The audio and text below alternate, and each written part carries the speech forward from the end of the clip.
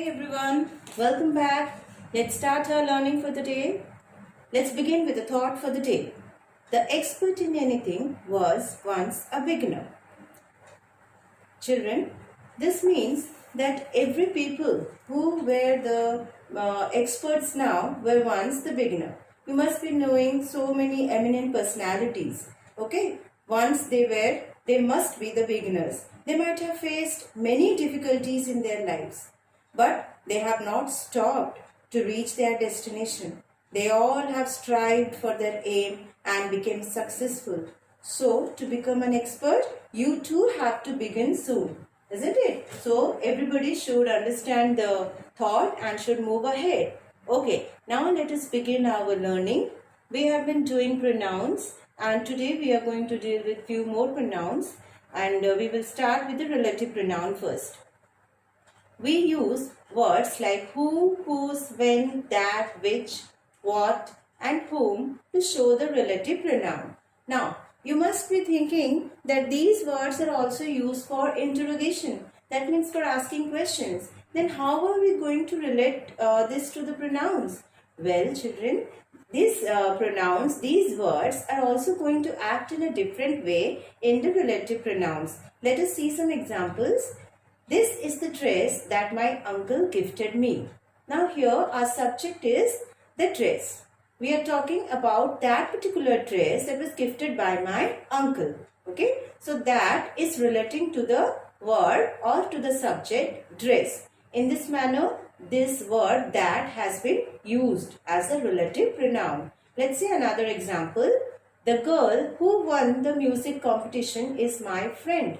Now we are talking about the girl. The girl is our subject here.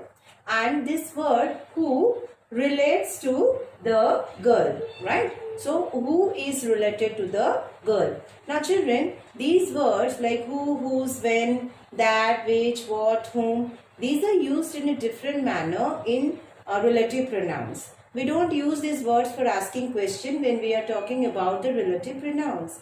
Let's see how they are used in sentences. Relative pronouns, their usage and their examples.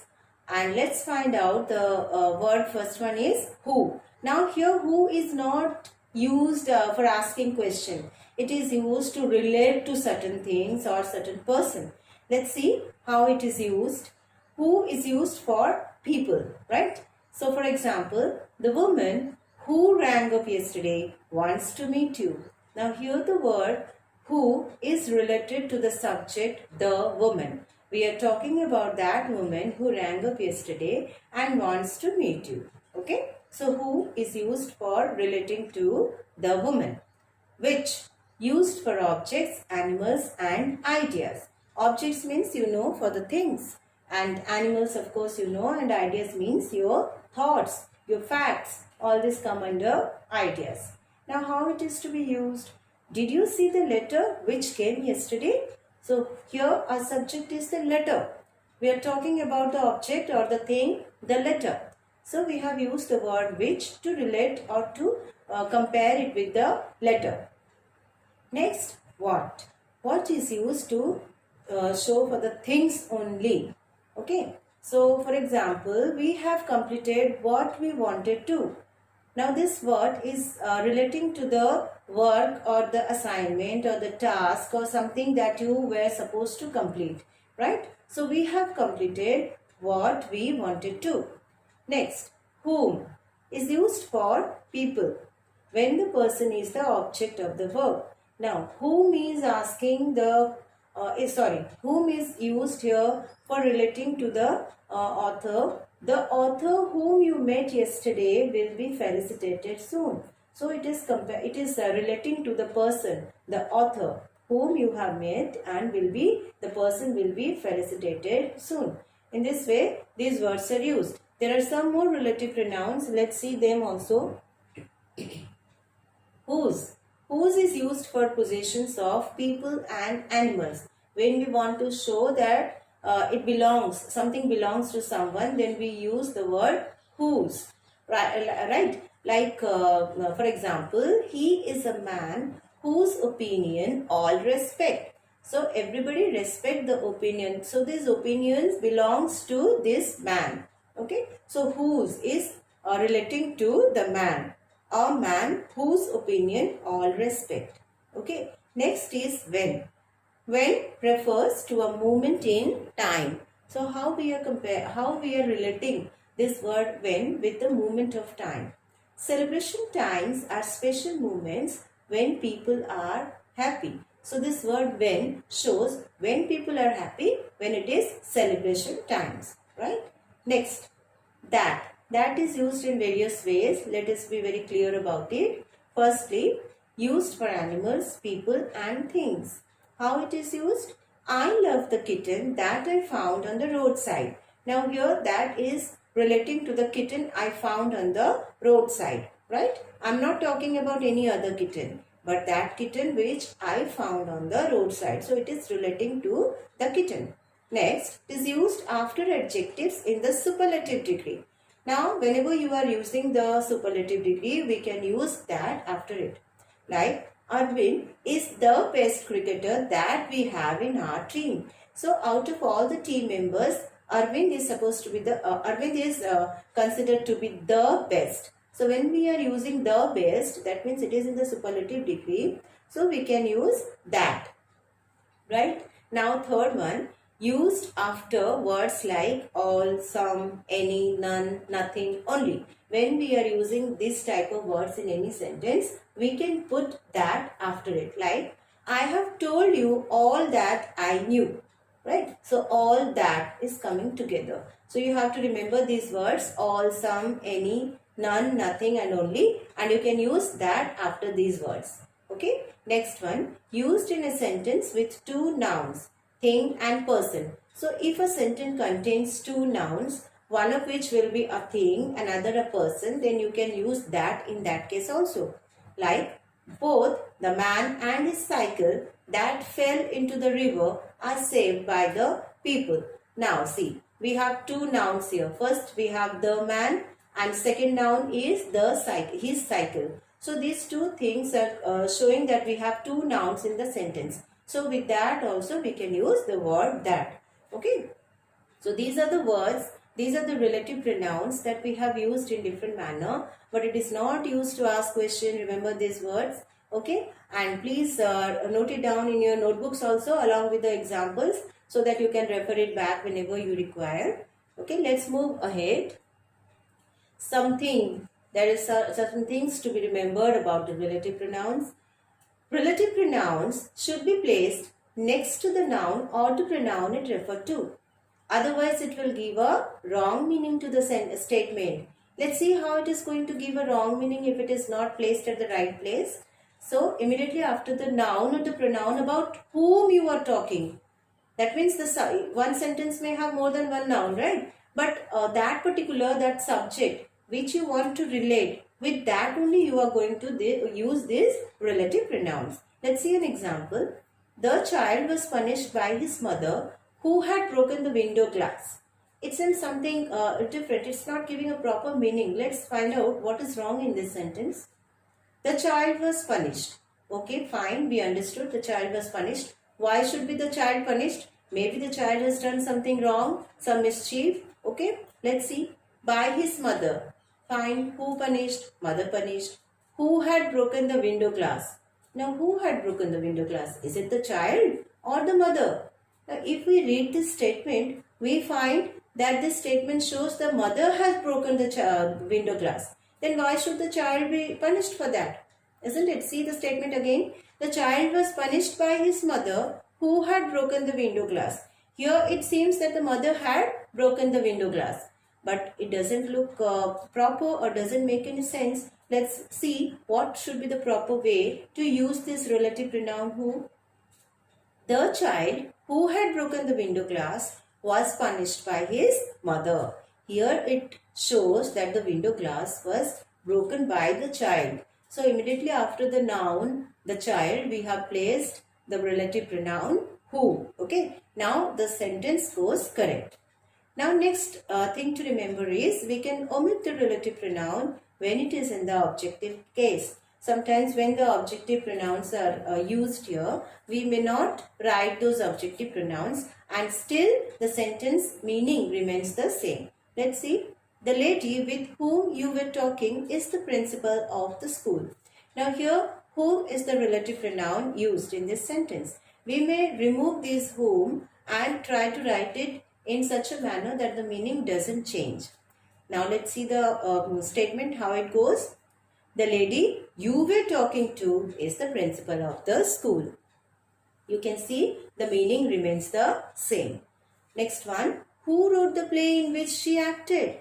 It may also be written as who wrote the play she acted in. We have removed the relative pronoun which in this sentence. So if you are asked to answer such questions, then first of all pick up the relative pronoun and try to frame the sentence in such a manner that comes to be the giving the same meaning as the previous one. Okay, if it is in the continuous tense, like talking shows the verb used is talking, so it shows that you were talking to the person, right? So we have used the same like you were talking to. The next one shows who wrote, the past tense, right? So who wrote the play in which she acted, it can be framed in the same manner, who wrote the play she acted in. So check the tenses also while framing this. Now let's move ahead towards distributive pronouns. Definition: such pronouns refer to persons or things one at a time. See children, the word distributive itself shows that something has been distributed. Something has to be distributed among some persons or things. Right, so everybody should be getting, when you distribute toffees in your school to your friends, you are distributing it among all your friends. So in this manner, we are going to see what are the distributive pronouns. We use each, either, neither. These are the words we use in the distributive pronoun, and all of these hold the singular pronoun. Let's see the examples. Each of the two friends arrived shows how many friends were there? Two friends were there. How many of them arrived? Both of them arrived. So each shows all the friends they were there. The two friends, not more than that. Two friends were there and two of them have arrived. Either of you can come. How many are there? Either means you or your friend or your brother, sister or anyone else accompanying you. Right? So either of you can come shows any one of you can come. Next, neither of the boys goes to school. Neither shows negativity in the sentence. That means none of the boys goes to school. These all words show that we are using the singular pronoun also. Singular noun also. It relates to the singular person. Next comes some important things to remember about the distributive pronouns. Either, neither and both used only for two persons or things. So when you have two persons or things, we use either, neither and both. But if it is more than two persons or things, then what we have to use? We use anyone in place of either, no one or none in place of neither, and all in place of both. Let's see some examples. Either of the two boys will go. How many boys are there? Two boys. Either of the two boys shows that any of the two boys will go. Now, any one of the five boys can play. How many boys are there? Five boys are there. Any one shows that it is used in place of either because more than two boys are there. So, any one of the five boys can play. Okay. Next comes each and everyone. We use each only with the persons or things which are two or more than two, but use everyone only for more than two things. Right? If it is two or more than two, you can use each. But if it is at all more than two, then you can use everyone also in place of each. Let's see. Each of the two boys will go. Each of the five boys can play. So, when it is two boys, we have used each. And when it is more than two also, we have used each. And you can also use everyone. Like everyone of the 10 friends came. So, here also it is more than 2 and we can replace it with everyone also. Right? Now, next let us see some more things to remember. We use masculine gender like he, his or him third person. You remember these are all third persons. And singular verb with distributive pronoun each, everyone, none, either and neither. So with certain distributive pronouns we have to use singular verb and we have to consider or take for granted the masculine gender. Let's see how. No one should disturb his friend. In this word, no one. We don't know who is this his friend. A friend is a boy or a girl. We have no idea, right? And no one should disturb his friend. This shows that no person is mentioned here, right? We are not aware of the male or female. And so we have no idea about whom we are speaking. So we consider the masculine gender. We take it for granted to use the masculine gender irrespective of who the person is. If it is not mentioned, we are going to use his. Okay. Everyone should help his friend. Right? Everyone should help his friend. Again, there is no clue about the person. So again, his is mentioned before friend. Now exception is if we use feminine gender after distributive pronoun, then we can use she or her depending on the sentence, of course. It also takes the singular verb. Neither of the two sisters has paid her college fees. Now, neither of the two sisters shows none of the two sisters. Here we have mentioned the gender, that is sisters, shows it is feminine gender. Obviously for feminine gender we are going to use her. Her shows the singular verb. We are talking about both the sisters. So neither of the two sisters has paid her college fees. Has paid her shows we are taking the singular verb. Right? I hope it is clear to you till here. Now let's see the next one, that is the indefinite pronoun. Indefinite pronouns, how to use and where it is used. We use indefinite pronouns to refer to people or things without saying exactly who or what they are. So if we have no idea about the people, then we don't know who they are, and about the things, then we don't know what they are, what things they are. In that case we use the indefinite pronoun. We use pronouns ending in body or one for people and pronouns ending in thing for things. Let us see the various indefinite pronouns, then it will be clear for you. When we are talking about people, then we say anybody, everybody, nobody, somebody, anyone, everyone, no one or someone. And when we are talking about the things, then we may use anything, everything, nothing and something. Any of these words can be used. Let us see some more things about it. Let's see the examples to make it very clear. Everybody enjoyed the concert. Everybody shows every person present in the concert enjoyed it. I opened the door but no one was there. No one shows no person was there. It was a very clear day. We could see everything. Now we are talking about the day and about the things. It was a very clear day, so we could see everything. So thing has been used with every to show that we are talking about the things. Now certain exceptions. We use singular verb after an indefinite pronoun. Okay, let's see the example. Everybody loves Sonam for being helpful. Now loves Sonam shows that we are talking about one single person, Sonam, and loves shows the singular verb. Everything was ready for the party. Was shows the singular verb used for the word, for the indefinite pronoun everything. Everything means each and everything was ready for the party. Now with negative clauses, we use pronouns with no, but not with any. How? Let's see. Nobody came.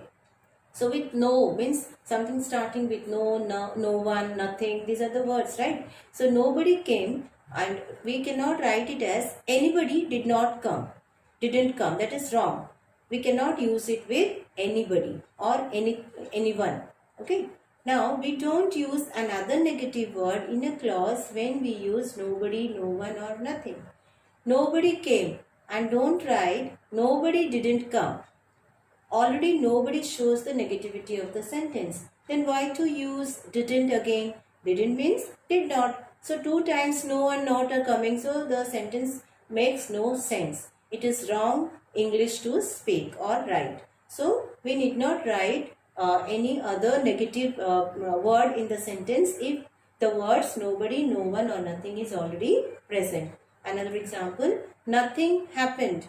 And don't write nothing didn't happen. It also goes wrong.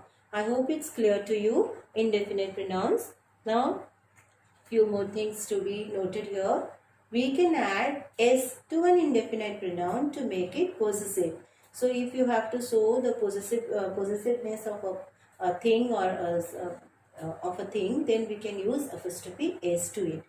They were staying in somebody's house. Now the house belongs to somebody in which they were staying, right? So this apostrophe s shows that the house belongs to somebody.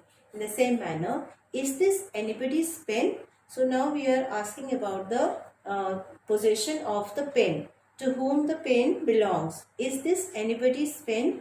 Anybody has an apostrophe s to show the possessiveness. Okay. Let's see something more.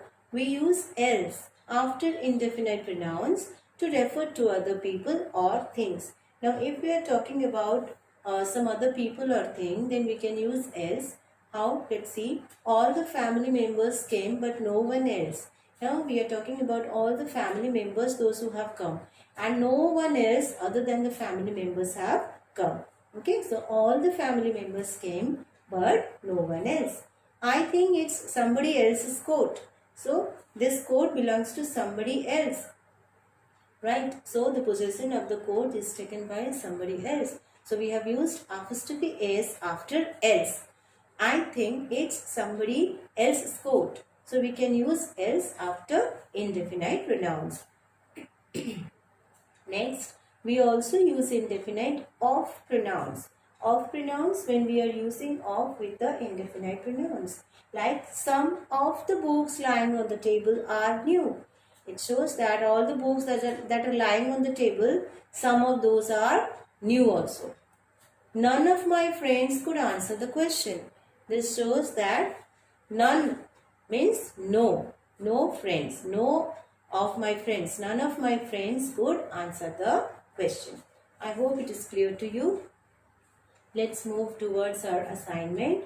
Here I have given you only one assignment, and that assignment is related to the relative pronoun that we have done because it is very important. And let's see how to join sentences using relative pronouns. I have given you an example and 5 questions. An old lady looked after the child. I know the lady. So 2 sentences are there. Let us join these 2 sentences using a proper suitable relative pronoun so that the meaning doesn't change. An old lady whom I know looked after the child. Right? Here I have used whom after an old lady. Our subject is an old lady, isn't it? So an old lady whom I know looked after the child. It can also be written as I know the old lady who looked after the child. Now in this second sentence I have brought the second half of the sentence to the beginning. I know the old lady who looked after the child. So either way you can do. And see the relative pronouns, they have changed in both the sentences, right? But the meaning doesn't change. So keep those relative pronouns in the mind and do the following questions also. Tea is an important export item. Tea is grown in Assam. The manager warned the lazy clerk. The manager was very strict. Be careful who is lazy and who is strict, right? Next, the box was very heavy. The child could not lift it. He is a cheerful boy. Everybody loves him. This is the house. Jack built it. Okay, so these are the questions, very easy questions I have given. Soon you will be getting your holiday homework also. And with this, we have come to the end of our chapter pronoun. And we will be meeting soon after holidays. Until then, take care, be safe and sound. Bye.